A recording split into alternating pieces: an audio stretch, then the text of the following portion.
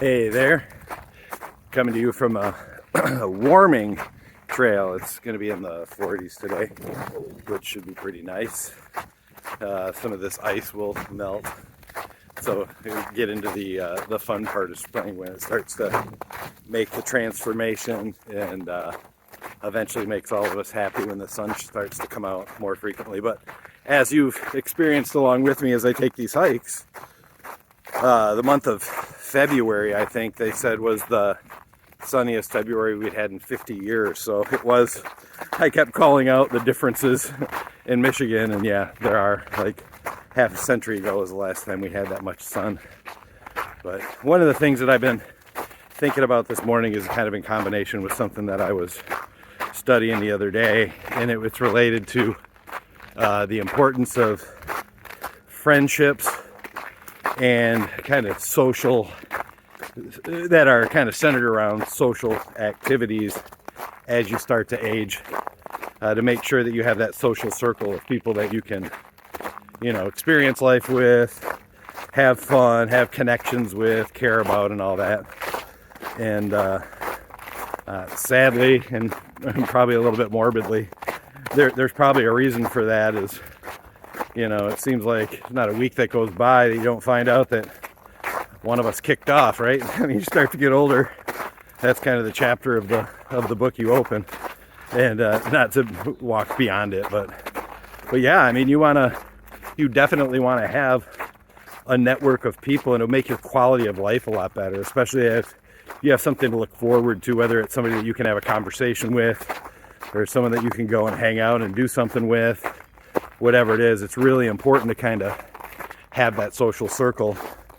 But it's, like anything else, whether you're building your life or building a business, like kind of building your friends list or your social list, it can be a precarious thing.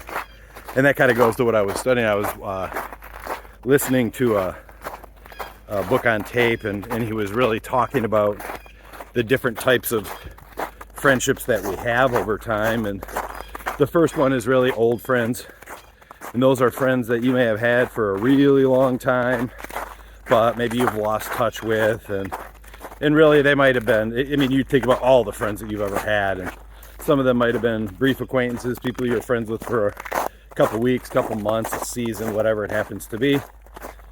And you could still go back to those, reflecting on those relationships or those friendships, and find some, good memories that you pull back. But honestly, those are old friends, are really the friends. They're kind of old. They used to be friends, active friends, and now they're kind of in the inactive category or whatever. And then he was talking about the next type of friend, which are called maintenance friends. And that phrase didn't really sit well with me. Because, maintenance friends sounds like some tactical approach to relationship, and, just like spinning plates, you're just doing it for the sake of saying, there's another friend, I can add him to the list. I've got 13 now, or whatever. But the more he explained it, it made sense. He said those maintenance friends are friends who you may connect with like once a year, every other year or something. And when you do connect with them, you have good conversations, and it's really nice, and you actually value that interaction. But they're not necessarily relationships that you're actively nurturing. But so I think one of the reasons why, when I heard the phrase maintenance friends, and the reason it kind of felt so icky to me and felt tactical as far as relationships go, is because I actually think I have a lot of friends within this category. And just like anything as it relates to maintenance, maintenance is not fun. It's not something I've ever wanted to do.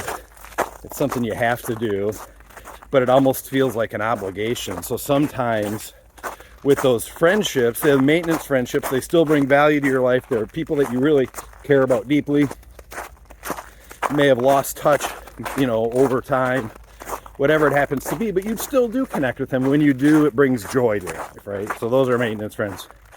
But what he was saying is it's okay to accept those friends as they are and just enjoy those interactions, but don't bring along the guilt that comes with, oh geez, I should be reaching out to them just because they pop into your mind, right? It's, you just accept it for what it is.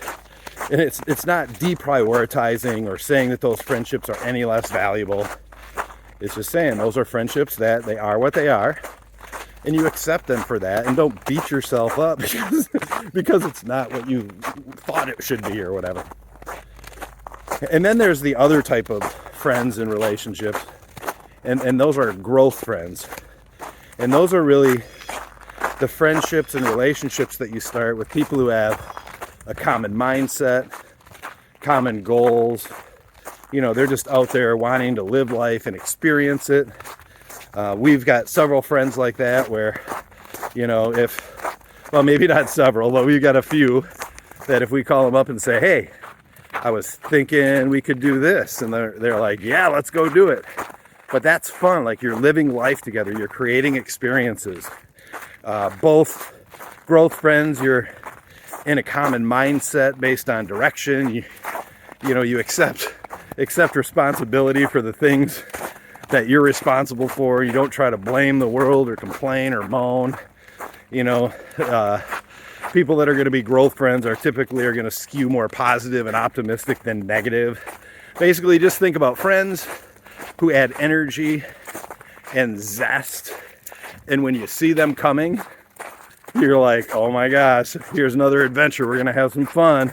And when you see them leaving, you're like, God, can't wait till we get together again. But I think that there is a way as we get older, based on what our interests and activities are, is to, you know, very like intentionally build that circle. And you know, like I said, I used to be the person who's like, my friends list is full. No, it's not. It can't be. Especially at the rate that people are disappearing from this earth, right? We gotta keep filling. If there's a natural hole in the bucket that's going to consume all of us at one time, let's make sure that we're adding more and more potential activity friends so that we don't just have to rely on the memories. But anyway, odd line of thinking this morning, but friendships are critically important. And I think I've really been hypersensitive to that since we got our place in Florida. And when we've been down there, as soon as we got tapped in to the poker group, which it's a lot more than poker. It's a network of probably, 30 to 50 people that get together. And yeah, they play poker multiple times a week, but they also get together socially. And these people live life, enjoy it. They enjoy each other. They care about each other. And you just feel this zest that exists. And they're all right around, anywhere between 50s and maybe even upwards of 80, but they're just common-minded, common goals, great people. And you just see this intentionality about their friendship and their interaction and their caring about each other.